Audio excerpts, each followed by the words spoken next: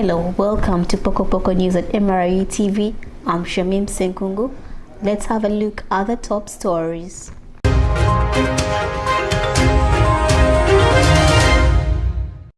Thousands of Palestinian homes have been put down. Ssenkungu Emperor seized in the Strait of Hormuz. Let's have the news in details. Hundreds of Israel troops move into Saba village and begin knocking down thousands of Palestinian homes near the separation wall.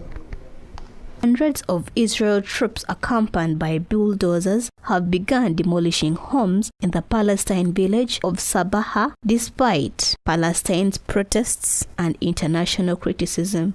Residents of the village of Wadi Al-Hamus neighborhood say that 16 residential buildings, which hold around 100 apartments, were being targeted. The Israel military considers the homes, which are close to the Israel separation wall that crisscrosses the occupied West Bank, which is a security risk. This followed the ruling of the Israel Supreme Court ruling in favor of the military a month ago, making the deadline Monday 22nd July this year. The Israel Act started at around 7:15 in the morning, with very loud bangs coming from those of the Palestine homes. Families have been standing in the streets, watching the homes being torn apart. Israel soldiers have also placed explosives to demolish a building in Saba in eastern Jerusalem. The now sprawling village of Sabah straddles the line between occupied West Bank. It was captured and occupied by Israel in 1967 war. This demolishment has left many weeping in a sad state of the Palestine residents. The seizing of Ssenkungu Emperor by Iranian Revolutionary Guard in the Strait of Hormuz has been exposed by a radio recording.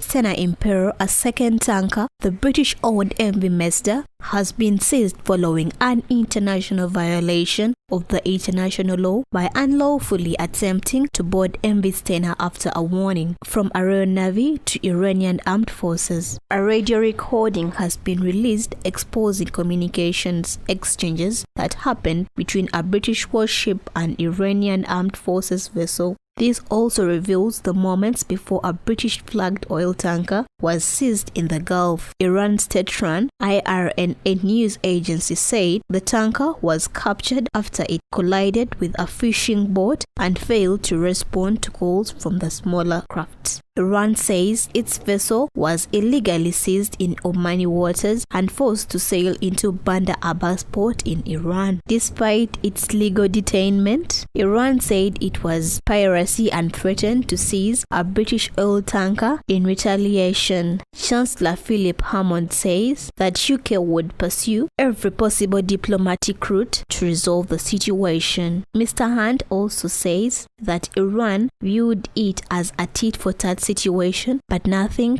could be further for the truth. Respond in a way that is considered but robust, and we are absolutely clear that if this situation is not resolved quickly, there will be serious consequences. Hong Kong remains in a state of shock following the violence of the masked men that stormed a train station. In Hong Kong, dozens of men were seen dressed in white shirts and suspected to be triad gangsters.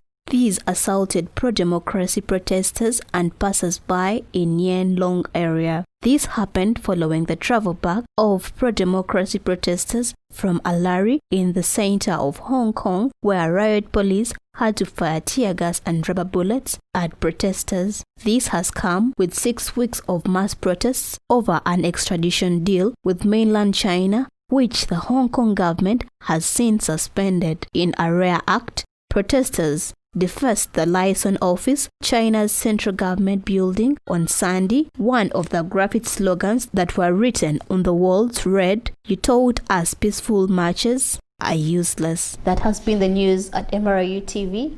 I remain Shamim Ssenkungu.